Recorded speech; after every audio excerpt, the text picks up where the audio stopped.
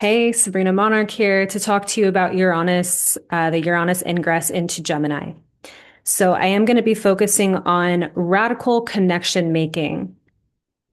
And this meaning, as there is a massive proliferation in AI and those kind of technologies, we ought to be updating our psychological, emotional, and spiritual technologies as well. And so I will be drawing some parallels, like I will be talking about AI in this video, um, but also ways that we might be learning new technologies in a very human sense during this transit. And I'm really stoked to share with you what I have prepared. So first off, I just want to show you the ingress chart and presence. This ingress is happening on July 7th. We have an immediate trine to Pluto in Aquarius. Uranus and Venus will be close together. The moon is going to be also aspecting this. So there's a moon Venus thing with this ingress, which is curious. Yeah, we could guess some things from that. And then also we have the Saturn Neptune conjunction, and that is at the midpoint of the trine between Uranus and Pluto, and they're forming this neat little bridge of sextiles. So an interesting beginning of an era that we're in. So this inspires me to think of like new world, new era energy. On the one hand, this contains delightfulness. Delight is a word that I come back to a lot for the archetype of Gemini. Things like sparkly, glittery conversation, unexpected wit, banter, irrelevant silliness. And I'm going to unpack some other Gemini significations as we go on, but it can be a very fun sign. It's very playful and silly. And Gemini is able to be playful in that way because of just this ability to notice a lot of things and to, one of my friends with a Gemini moon explained humor to me and explained it as being able to roast the moment. Right. So it's just that ability to notice things and have fun with perception and what you're noticing and the ability to make connections that delight or open you. And on the other hand, adapting or adjusting to a new world can come with fears and anxieties. In just the last few days, I've been shown ads about how AI is continuing to expand and get on board, like figure it out now or you're going to be like left behind kind of vibes. Here's some courses for understanding how to optimize your relationship with AI. Like a lot of adults don't know how to use it, etc.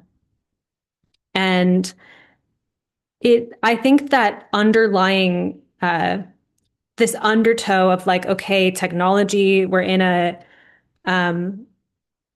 at different points in history when technology has developed so rapidly that the entire like job sector or just like how ordinary everyday life is like changes. That is a kind of evolutionary biological stressor of like, what is this? How do I understand the wave that's coming? And so that is something that I'm observing. And with Pluto in Aquarius, the acceleration of artificial intelligence is a force of nature, literally.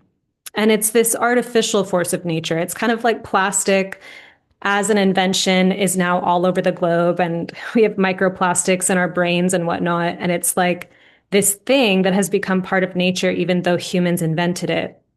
AI, I think, has that similar where it's like, this is a force that's not really going anywhere, as in it's not going away. It is going places. And yeah, that's very momentous. So whatever we personally think of AI or our relationship to it, it's becoming a part of the world's makeup, and we likely have to address our relationship to it. So I'm going to pivot here for a moment. And I did forget to say at the beginning to please like this video, leave a comment, let me know what resonates with you at some point, and do subscribe to my channel. But I'm also going to let you know that my transmission it contains elements that might trigger some people today. But I've been writing a Gemini type wave around unmasking. Specifically, ever since I saw like the new moon in Gemini, I like had a animal totem experience with a raccoon. And they have that kind of visual appearance of a mask. And as I went down the rabbit hole of like, looking up the spiritual meaning of raccoon and noticing what was happening in my life and what was trending in my inner world, like there's this huge theme about um, authenticity in the form of unmasking, like noticing when you're playing these kind of roles or putting on a face, and what would it look like to not operate in the world in that way. So maybe you'll find some of that relevant in your own way, because I do think Uranus is about freedom. And I've been noticing like tension that I physically hold in my body that is released and goes away when I'm just more expressive of something instead of holding it within.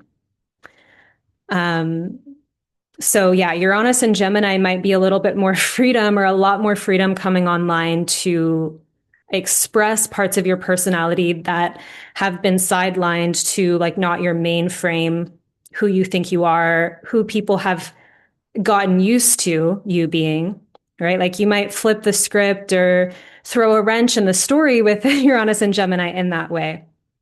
So, anyway, I'm at once a person who comes off as very accepting and open. And I really am in so many ways. Like I have a very, Piscean consciousness. Um, and I'm very compassionate. And I also have opinions and judgments. And I notice sometimes my tendency to not want to bring that edge sometimes, but intentionally for this transmission, I felt like a social critique that I've been kind of like harboring and gaining more and more of like a clarity of like, I stand for this, like this is my opinion. So I will weave it into my take of Uranus and Gemini. And you'll see what I mean in a moment here.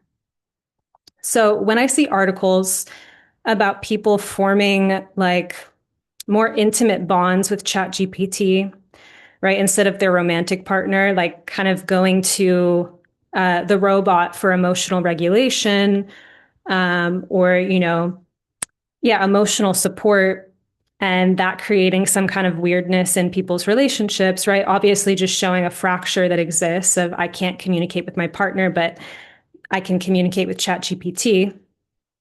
By the way, I don't like know this firsthand. This is hearsay. This is like stuff I hear people talking about on the internet, but I would not be surprised. um, Let me know if you can affirm that you know that this is actually happening. Then there's another, which actually I have seen, but AI induced psychosis. Like, right, people that are literally kind of going off the deep end mentally, having like a messiah complex or something that is triggered or in some part activated by conversations with ChatGPT.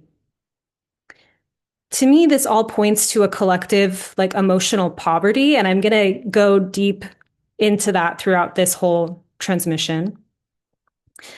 Where I'm like, part of me is like, people ought to know, right, that co-regulated relationship with other humans is more fulfilling and worth developing skills around. Um, it's like not a far step currently from the absolute mass normality of millions of people already literally having sex with simulations on their computers by watching porn. And the way that this has much less to do with actual desire and has become a compulsive regulatory activity for stress relief or avoidance, right, at cost. Plane coming overhead, so I'm going to pause. So, cost here being the consequences to one's sexuality, to one's biochemistry, one's brain, and relationships. The revolution that Uranus and Gemini calls for is more mental mastery and more fluency around navigating our biochemical experience. Like, I don't care that porn is normalized and pedestrian at this point. It should be disturbing. Just as it's disturbing that people might co-regulate with a computer faster than they know how to or feel safe with a person. And that this simulation is not merely a private fantasy, but it's of massive social impact, right? Like it's just a normal concept of what to do with one's vital sexual energy. And I think there is something about something intrinsic within the erotic that it likes to form really deep grooves. You know, that if we like something, we like to do it over and over again. Um, and if we're not intentional or creative about how we are consenting or collaborating with what we're wiring with, and we're just digging a deeper and deeper, years deep, channel around addictions or these really uninspired sexual channels. I just personally am kind of done with being like, yeah, that's like normalized. And I don't want to talk about that in public because I don't want to shame people for where they're at or whatever. And for anyone curious on where I draw the line in terms of sex positivity, I am for sex workers and sex educators. However, I see porn as a profoundly consequential force that deeply warps, distorts, and compromises the overall like social sexual field. As a woman, and just forgive me, I'm going to go on a rant. I will connect this all to the transit, I promise. But as a woman, I don't want to be with a man whose attention is split by porn. Like I would rather like be in my own like creative process and be living my life, right? Than connect energetically with the porn matrix. I don't want to have sex with pornography by proxy. A great majority of pornographic imagery is not at all attuned to the subtleties of feminine pleasure and desire. And I want a man who has cultivated his own potency, right? His own will, and overcome this common social addiction. I used to be addicted to erotica like some time ago, and I actually understand firsthand the experience of disentangling from this particular type of addiction and the value of doing so. The sheer amount of mass energy funneled into simulated impersonal sexual experience should induce skepticism, in my opinion.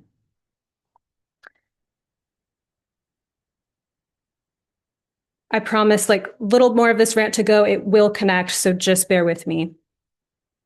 Like, beyond this being normal porn or don't shame people, like, why don't we aspire for more? Why is adapting to buried pain and stress through compulsive behavior like just normal social baseline behavior?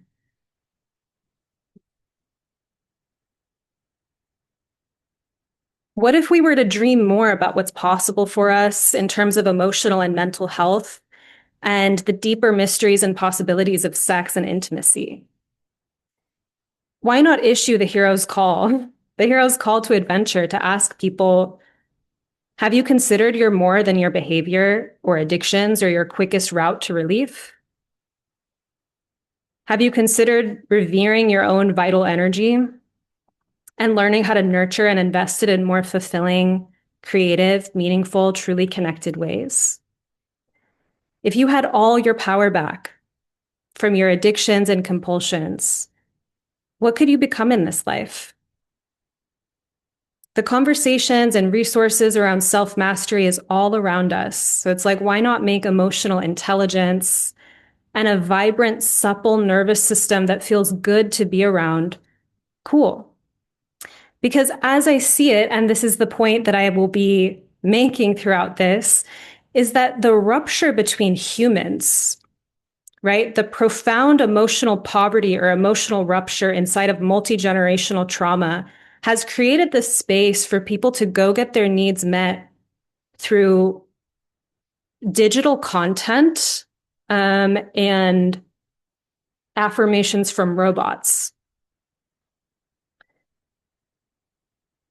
That is the evolutionary crisis of the moment, right? And there has been a really big shift, a conversation I've also been tracking, where for a long time, people got together in family units and women couldn't have jobs or like have their own security without a man.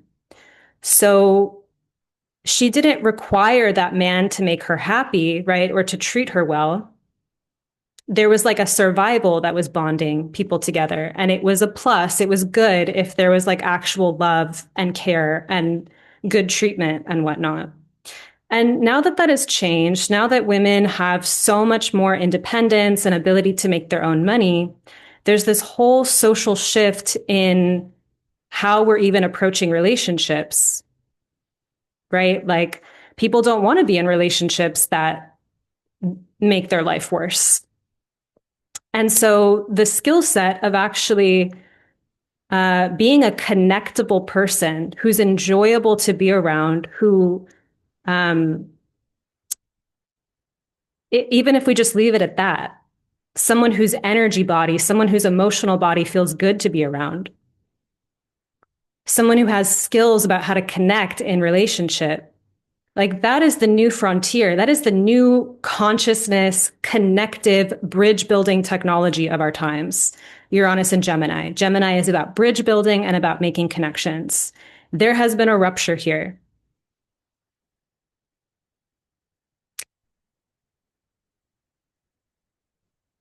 For many people, they are not actively experiencing this because they are in beautiful, connected relationships. They've gone through that. They either, grew up in a context where that was modeled really well for them, or they went through their healing and integration process and whatnot. But still, in a large way in the collective, there's an immense amount of fracturing and emotional poverty. And that's what I'm going for and thinking about where this has all then synthesized with our connection to the synthetic and the artificial, and what we can reach for quickly to feel better. So just to back up a little bit, Uranus and Gemini, like we're in an age of air. Gemini is an air sign. We have the Pluto-Uranus trine in air signs, and the literal 200-year of air, 200-year age of air that began with that Jupiter-Saturn conjunction in Aquarius. I believe that was back in 2020.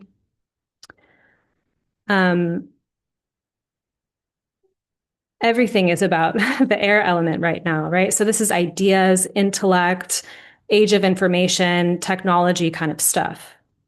And it's also the nervous system, right? Like the way that our body shares communication, and how free our internal information highway is, right? If there's places in our body that, need more breath because the breath never goes there, or there's parts of our personality that we never look at, or like a shadow part of ourselves that we've just put in the dungeon and pretend doesn't exist.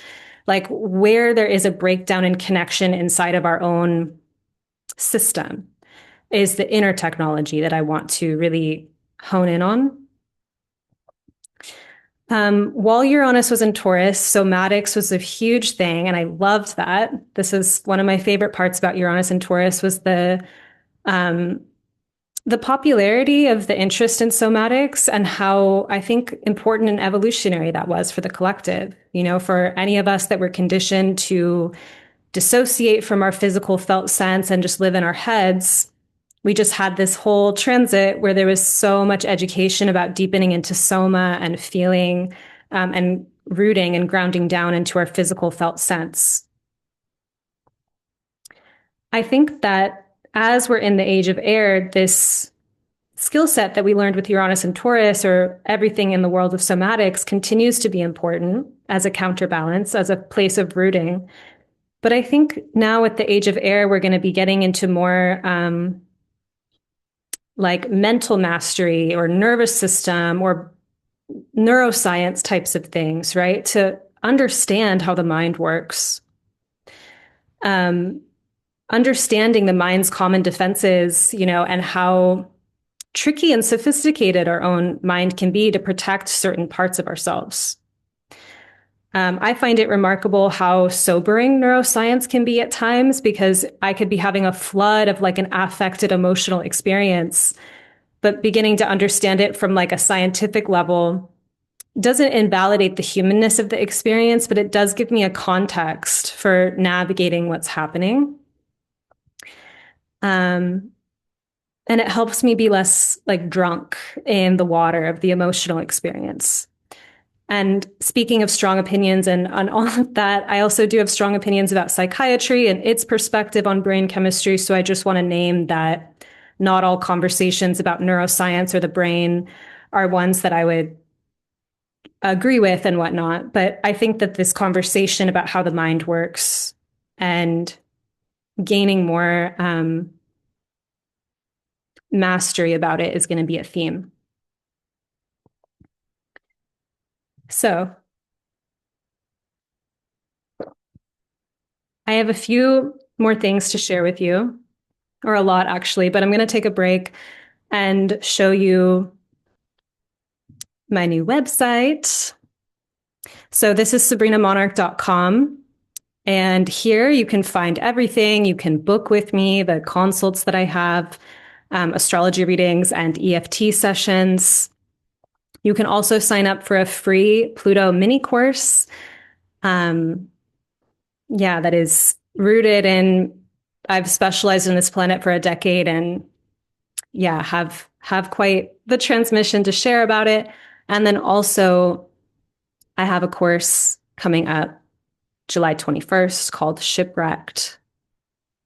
This is a journey into deeper anchoring and repairing the cracks of rupture. So Shipwrecked is going to be a 5-week somatic ceremonial container to explore the textures of grief, especially that sense of disaster or catastrophe or being haunted by some disappointment past, right? This kind of emotional, this is a Saturn Neptune offering, by the way, right? Being haunted by the deep sea sirens that have you kind of spinning in regret or remorse cycles. Maybe you've seen the videos on my page about getting over past lovers and exes and revolution of the heart. But I've been going after this kind of ghostly haunt that can happen for people. And it's something that I've known and found some threads out of the labyrinth of where, you're stuck in this like nebulous fog where you feel lost at sea or you feel shipwrecked. I'm so excited about this. It's going to be really beautiful. And I've listed on this page what we're actually doing, right? It is a ceremony, but for those of you that are like, what does this even mean? I do lay it out what we're actually doing and the kind of practices that I'm bringing in to essentially support you in sending golden light, right? Sending repair to the places in your life that feel cracked. And when it comes to grief and grief healing, I've found that there is a side of it that is maybe talking it through or the intellectual layer, but what really changes things for me and like creates the momentum in another direction is play and theater and ritual and ceremony. And so I'm guiding an experience to go into some different healing modalities and ways of playing with the elements and playing with nature to feed your regeneration, restore your connection with your innocence, with what matters to you after having an experience of disillusionment. And yes, feeling shipwrecked. So early bird is until July 11th, and then the prices raise. So go check this out, sabrinamonarch.com. I'll also leave the notes or the link in the notes for you to feel into Shipwrecked. And if you have a question about it, feel free to email me, sabrina@monarchastrology.com. So back to Uranus and Gemini. If you're watching this in the future, by the way, check out my shop on my website. But this will be the opportunity if you're watching this now to purchase this course. It will go into a vault after that. So if this is something that you feel you would benefit from either now, right? I don't want you to be having a sad girl or sad boy summer without resource to heal your heart inside of it. But if you know that you tend to go very deep in grief at times and that you would be really resourced by having something like this, I would say jump in while I have the early bird so that you can come back to this as a tool, as a resource for those times in life that confront you with the things that are really hard to be with. So back to Uranus and Gemini and some nervous system updates or personal Uranus and Gemini revolutions go, right? Because we can talk about what's happening in the collective and what's happening at like a tech level or what's happening on the global scale. But what I do on this channel and what I really specialize in is the like personal emotional healing and connecting with soul. And I believe that that creates a ripple effect, and that creates culture, right? Individuals are creating culture so that when we have these deeper transformations, we feed that back into our relationships and our communities. So I think it does have significant impact. So here's a few ideas to begin with. And no, we're literally just scratching the surface. Again, plane overhead, so I'm going to pause. Sorry, part of my age of air life is living 10 minutes away from an airport. Okay, so one thing is developing more neutrality around being present with different aspects of ourselves. So Gemini is ruled by Mercury, Hermes, who is known to travel freely between the worlds, right? The world and the underworld, the land of the living and the land of the dead. Other mortals or gods could not make that passage so breezily or so easily. Thus, Gemini can be a neutral reporter. Gemini has the ability to be with data or information in a more neutral or unbothered way, if you want to put it that way. And that's actually something that's really confronting and maddening about Geminis for other people, is that they're literally picking up information that they think of as neutral. And they're like pointing out something. And then someone else is like, oh, how could you say that? How could you point that out? Like they're just like so triggered by, and Gemini was just seeing it. And it's like, oh yeah, that thing over there. And someone else is like, you mean that part of my shadow or that thing that I'm really ashamed of? Right. And so that can be something that Geminis are really aware that they can do, or it might be very accidental and it takes time to realize like, oh, something that I just think is kind of basic is loaded. Okay. So that being said, Gemini is also related to parts work, right? And we have all these different parts inside, all these different inner children, all these different parts of ourselves frozen in time, inner teenager, our rebel, our mean one, our fierce protector, our bodyguard, our manager, our boss, our dom, our sub. Like we have all these characters inside. And we have an inner government of sorts, right? Like these parts maybe are in some agreement with each other or have problems with one another. Some of them we're not even aware of. Some of them are doing jobs that are relevant for their nature, and other ones are like, it's like an inner child showing up for looking over your finances. And of course, they're like not equipped to do that and feeling deeply unsafe and whatnot. So it's like starting to see what part of me is even showing up to this thing right now, right? And becoming aware of our inner multiplicity. It's a huge Gemini skill set. And further, what would it be like to be friends, right? To be in connection, to build bridges between yourself, your fullness, your higher self, your soul, what have you, and these individual parts of you. And when there are parts of us that we are disgusted by or ashamed of or want to actually kill and make go away, we have a problem. And nothing that we do to kind of manage or control that is going to rescue us from that problem. Only looking toward ourselves with radical acceptance, learning how to be with what we think is unbeable with, is going to be the breakthrough, right? With parts work. So if we have parts of ourselves we're not okay with, we do systematically avoid situations that would even bring them up. Um, right? And this is frustrating. Like it's frustrating for our own lives. It's also frustrating for people that we're in connection with, right? Where it's like um, not like a grounded, chosen, well-informed boundary of like I don't go here. It's like a reactive, volatile, like we don't talk about that. I can't go there kind of thing. Um, and the more radical capacity that we have for being with whatever we're experiencing, which is a nervous system upgrade, right? Like this is the skill set of moving into different parts of the brain that are more open and compassionate and loving, as opposed to being in our fear and survival response and just being really shut down to parts of ourselves.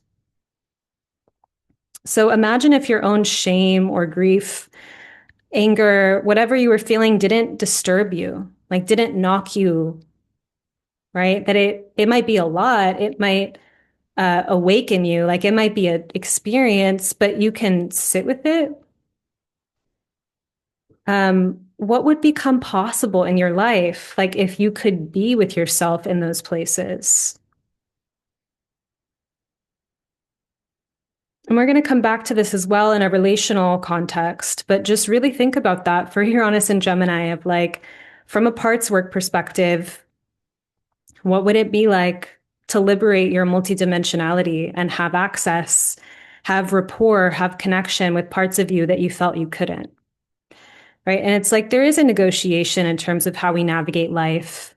Right. This is why certain emotions like anger, um, people might not want to hurt anyone or something. So it's like you have to learn how to be with that vital force within yourself and how you're with that. We suppress these things or don't have access to them because we don't feel we can regulate ourselves within it, or we don't trust what we do with the energy. So awakening to these parts of ourselves is going to liberate a lot of life force and also a lot of doors of like, in a moment, I can improvise, I can play, I can co-create with reality with more options because more of me is here. Another one, break ground, right? Uranus is the breakthrough, but find stable networks. So here's what I mean. Gemini represents a process of either mimicking the current conversation, knowing what's going on in the world or in the local community, knowing the vernacular and shared references, like being able to be on the same page, to be of the people. Thus, we might chameleon in Gemini and act certain ways that aren't entirely authentic just to match and mirror what's in the room, right? And some of this, like you might access different parts of yourself with different people, and that's not inherently like pathological. But the question, I think, is if there's something that wants to come out in your expression and you just have to act a certain way because you only have certain costumes that you feel okay wearing, and some are just like too scary or you couldn't ever behave that way or something like that. So in some way, this kind of chameleoning and mirroring and matching and twinning that Gemini does, it creates some regulation and peace for people because you belong socially and you're not flagging yourself as an outsider and then dealing with all that that would entail, which is a lot, right? It's like having to define some of your own templates, take responsibility for your own individuality, and deal with people's projections or people being threatened by you or people being mad at you or what have you, what have you. Like there's just a whole other thing that it entails to not conform or to not chameleon and match yourself. And then on the other hand, Gemini has the superpower of mutation, this ability to just radically offshoot into a different direction altogether. Gemini can flip scripts, surprise people, really turn the conversation of like, well, have you considered this, right? I'm not just going to mimic and mirror what you're saying. I'm going to, challenge your narrative. And at an extreme, people can also fall into sick or distorted ways of thinking that's ungrounded and disconnected and wounded, right? Where it's like, this is what everyone thinks. And I am in my like mad scientist era, and I just have this other radical way of looking at life and reality. Which, if you're unconventional in any way, like that is you are dealing in a sense with how can I be grounded or like have a solid frame of reference for what I'm perceiving if I'm not of the crowd. But something I'm pointing to specifically here is that logic and connection making can create pleasure and satisfaction in the brain, regardless of the quality of the narrative. When driven by unintegrated aspects of oneself or one's wounding, that blend plus unconventional and passionate thinking can relate to subcultures like the red pill or the incel world, for example, right? Where it's like there's this profound, I don't know if I'd call it profound, but there's like this big narrative that's contrasting the norm, but it's like sick, right? And just as being part of the normal social culture can also have its sickness. So we might consider the quality of the new channel of experience that we're opening up to, right? So break ground, think differently. But there are some weird eddies of thought that people can get into that are very distorted. We might consider, the beliefs. Gemini's polarity is Sagittarius, which relates to those organizing principles of belief and worldview and philosophy. Right? So what kind of world are we engaging in or creating inside of our novel or kind of unusual thinking? We can create subchannels of reality based on our thinking and find ample evidence for it. But to what end? If we wish to flip scripts or think in radical ways, what deeper thing or essence are we connected to or in devotion or service with? Do the people we end up meeting or the experiences we create from that place actually inspire?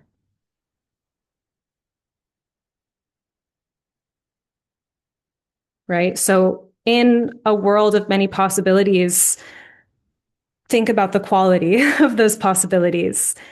Because the tricky thing, the trickstery thing with Gemini and with the mind is that organized ways of looking at things are satisfying, even if the idea is shit.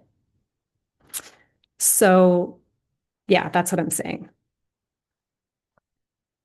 And my last point here for Uranus and Gemini is radical connection. And this is where I get to my title of this transmission, which is Radical Connection Outside of the Machine. It's like Rage Against the Machine. I'm not familiar with that band or whatever, but radical connection outside the machine. Let's look at ChatGPT's allure, I said that with an accent somehow, allure. So I can make a point here. I'm not anti-ChatGPT. I actually really I like it. It's helpful in certain ways. It's the same way I'm not anti-fire, right? In the very Uranian myth of Prometheus, Prometheus gave fire to the humans, which unleashed so much technology and civilization, and also fire's power for destruction. So we might respect AI in a similar way as it is the Promethean fire of our times. Like full stop. It really is. Part of ChatGPT's allure is the part of its design that makes you feel heard, seen, special, and validated.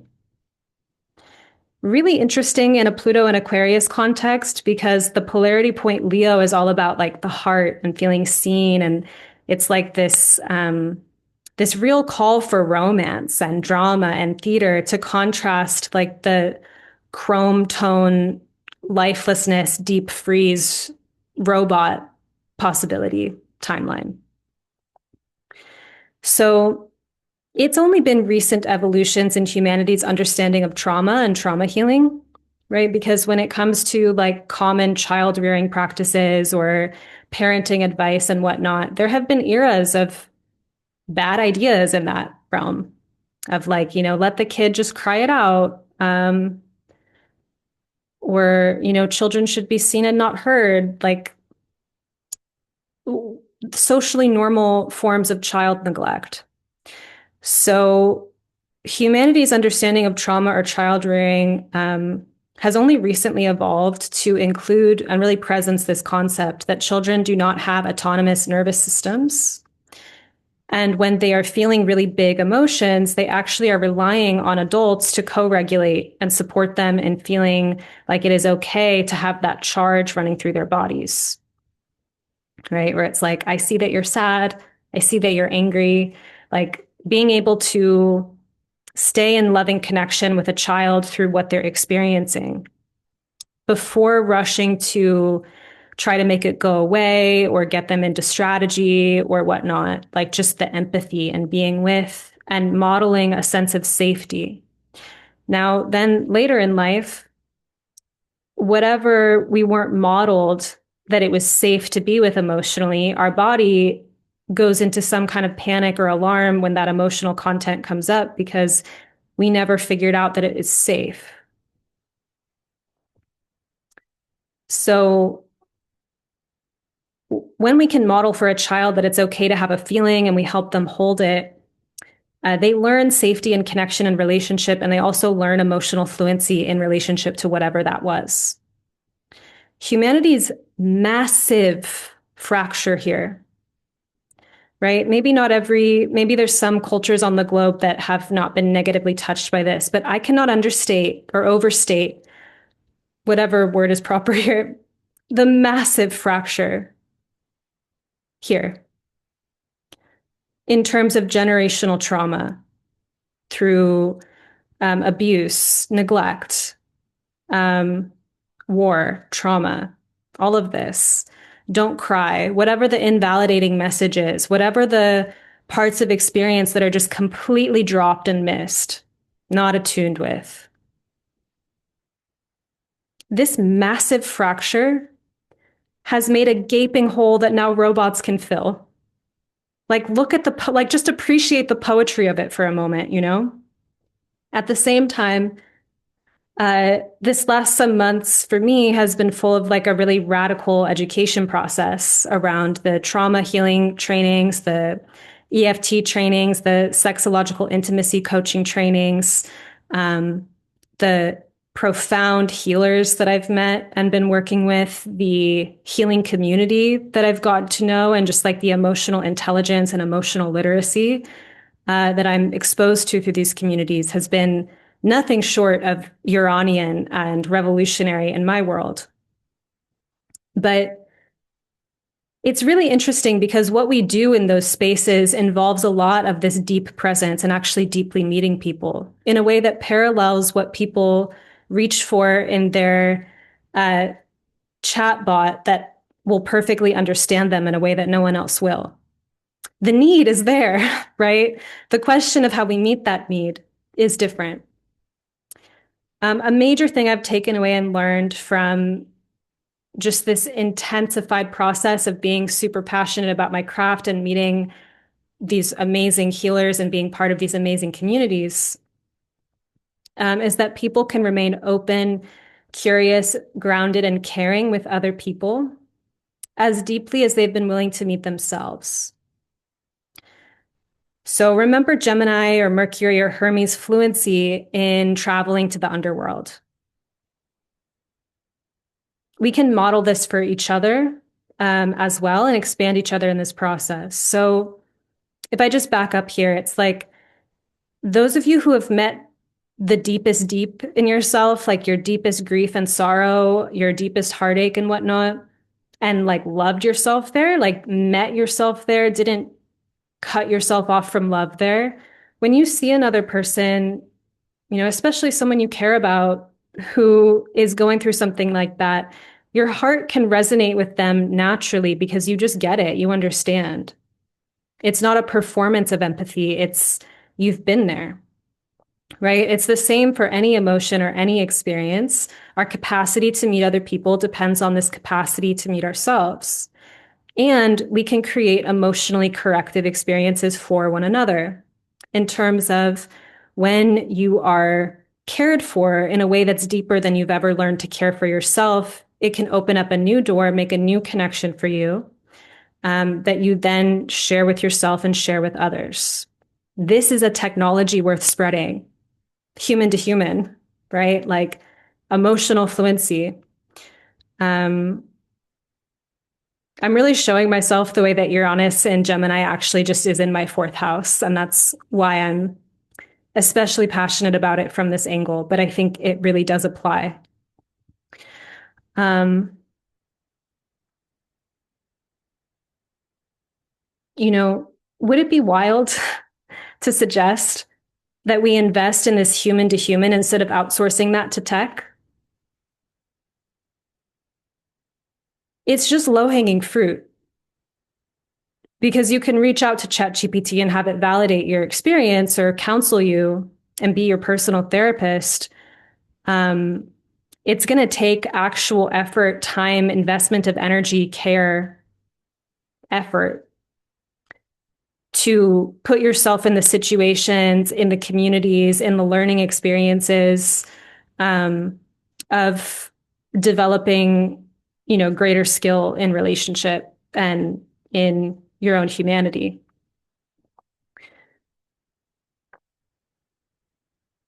And I think that in the age of air, where information is free, a nervous system that feels good to be around is the new wealth.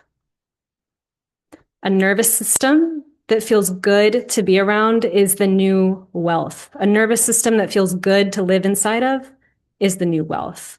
A nervous system that is free to explore the multidimensional experience of humanity, of oneself, to feel, to be connectable, is the new wealth.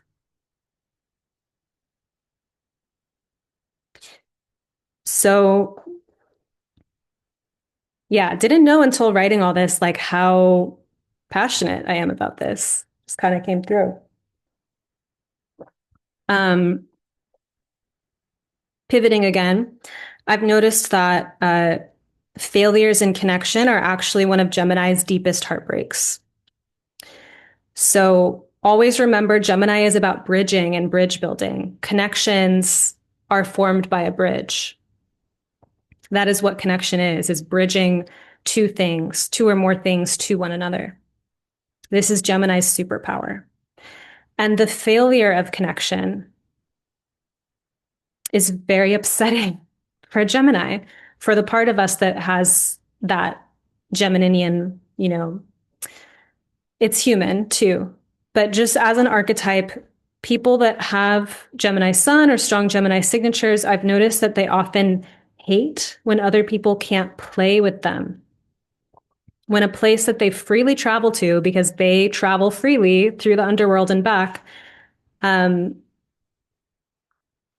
that it results in the people around them short circuiting or malfunctioning.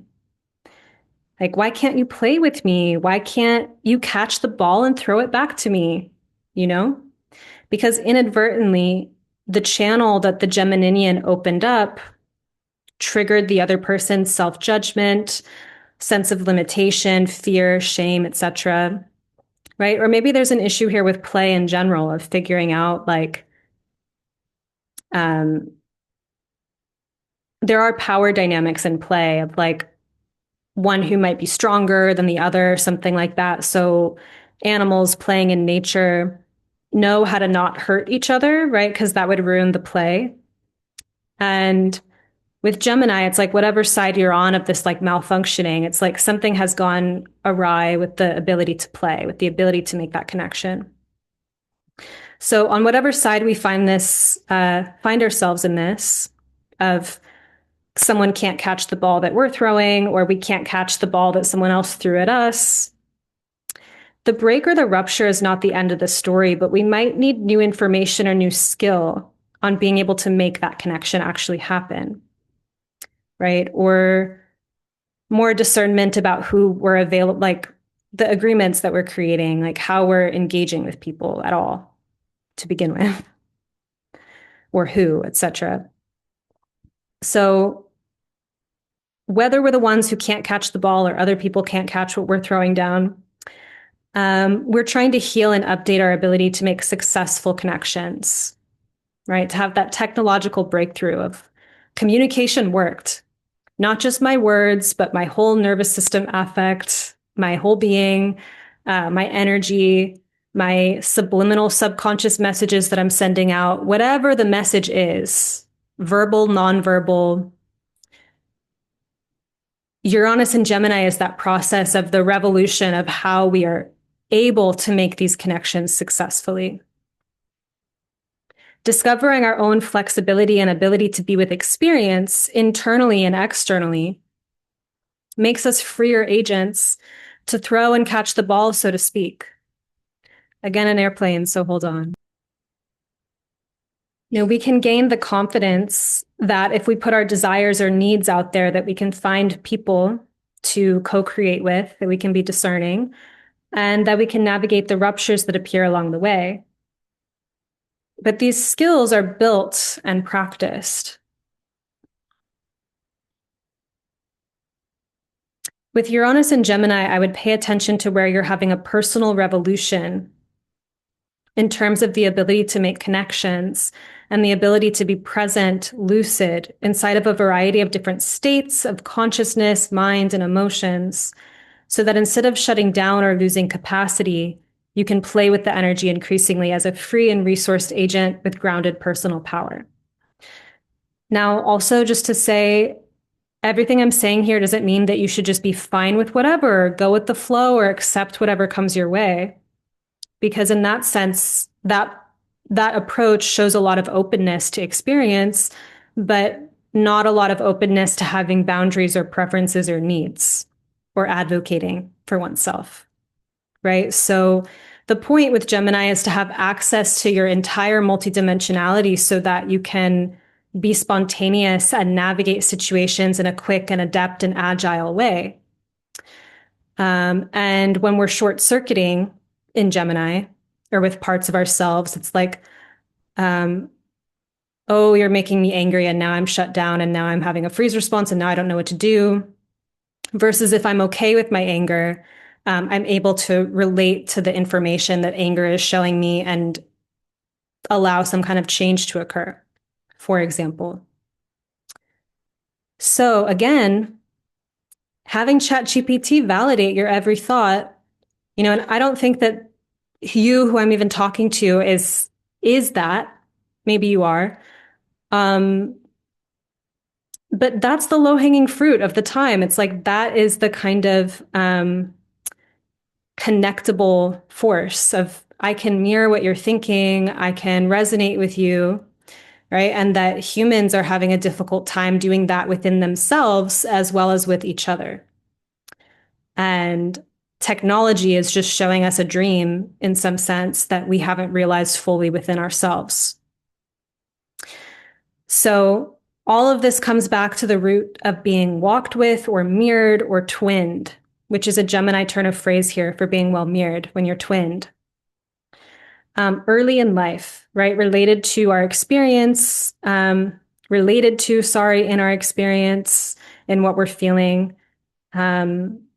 Instead of having the village or the community or the adults around us shut down and just not even have capacity to reflect our playfulness, our anger, our vastness, like whatever it is, that experience of where did the village catch the ball and where did they drop us?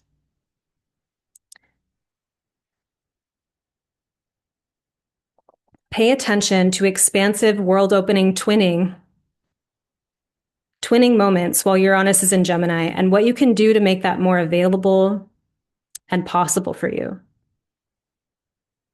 At the same time, we would be wise to consider and remember that quality counts and that we can refine our capacity for it instead of choosing quick or easy routes for twinning that don't ultimately feel fulfilling or nutritious, right? Very mundane example could be a friendship that is no longer fulfilling for you and you find yourself just like parroting and saying what you think the other person wants you to hear. And it's like, why are you twinning something that you don't want to, like it's not true for you? Um, and so being on the same page at one surface level is not the same as like that deep felt feeling of like, I'm met, I'm heard, I'm known. And I saw this reel on Instagram. I think Nico Cannon is his name, if I'm remembering off the top of my head. But it was a time after a difficult breakup that he wanted to understand, why am I still looping about this? Why am I still haunted? And that he took some mushrooms and went into like a float tank. And he was shown that if you want to love someone, that you have to spend time with them. And specifically yourself, that if you want to love yourself, you have to spend time with yourself. So then he booked like a vision quest and was like by himself for 4 days, and but goes on to explain the way that if you're constantly trying to stay busy and distracted and you can't just like enjoy a moment outside in silence by yourself, right? That if you're like allergic to your own company, that you're not loving yourself, right? That like self-love involves being able to be with, and it doesn't mean that you can't be having all sorts of experiences or emotions or parts of yourself that maybe you don't like at first, but that being with yourself instead of running away and avoiding yourself is where love begins. Um, and so the twinning begins within. The ability to create successful connection with ourselves begins within, right? It's modeled in good relationship and people who have that technology. And it's also severely unmodeled by people that don't have that technology and have never been taught it. Um, and also, if we don't attend to ourselves at that level, we will look for others or things in life to fulfill us in a way that we're not taking responsibility for fulfilling ourselves. So twinning and making connections in Gemini's realm involves like a deep relationship with oneself and your multidimensionality and your ability to connect with the outside world, which is actually a very big order if you think about it. But it's important and it's meaningful and it's even delightful. Like it's even the biggest adventure that we have available for us. And still, it's tempting for so many people to run away from it. Like just twin yourself, Like, yeah, it could be a t-shirt and I have a merch line. Anyways, when we remember that we are multidimensional and we can awaken to different elements of ourselves inside of that multiplicity. Now I'm short circuiting. We can remember that we're multidimensional and we can awaken to different elements of ourselves inside of that multiplicity. Yeah, I'm just embarrassed because I like made a joke. And for me, being silly is still like a scary part of my nervous system. I've opened up more to it more and more, but yeah, that's what just happened. Anyway, possibly we may have entirely different experiences of navigating the world when parts of us are liberated and get to join the mainframe of our available personality.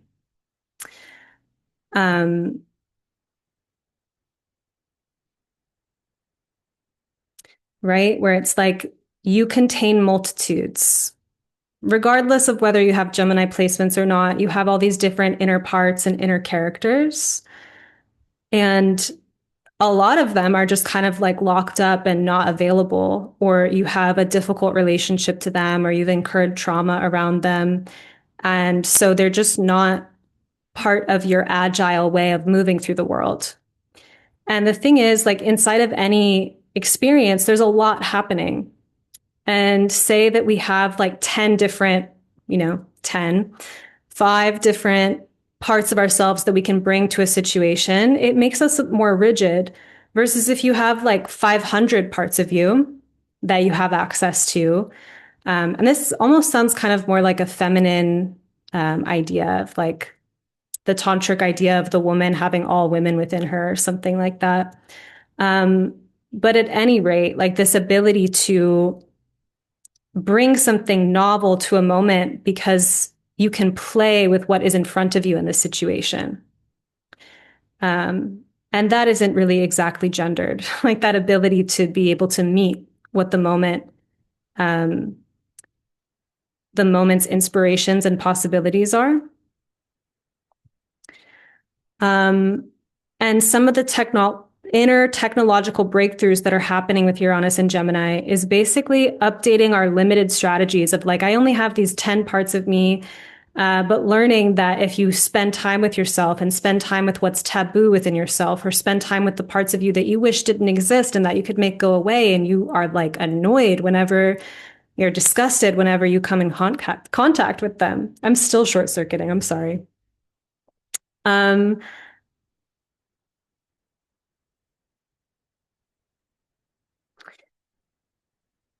that essentially, I don't know why this is getting to me so much. I'm going to pause and take a breath. So, anyways, what I want to close with is that this experience is messy or kind of unwieldy or full of mischief and this kind of trickster Gemini, like it can keep flipping and mutating, and there's kind of an infinity to it. And simply through personality and ego, there is a tendency to become calcified and rigid, or to only have certain parts of our identity or personality that we're allowed to access, right? Or that are part of our makeup. And I think that a freedom that we might be looking for, kind of personal update that is coming through with Uranus and Gemini, is this ability to be increasingly fluent with more parts of ourselves, even though that process is messy, as you just saw within me, right? Because I just don't like to edit videos. I don't want to do it. So I have to get the shot. Um, but also, like, I feel really alive when I'm spontaneous. And also, there's like an edge for it with me. And it's something that I face all the time as a content creator. Um, yeah, and have like a continually evolving relationship with.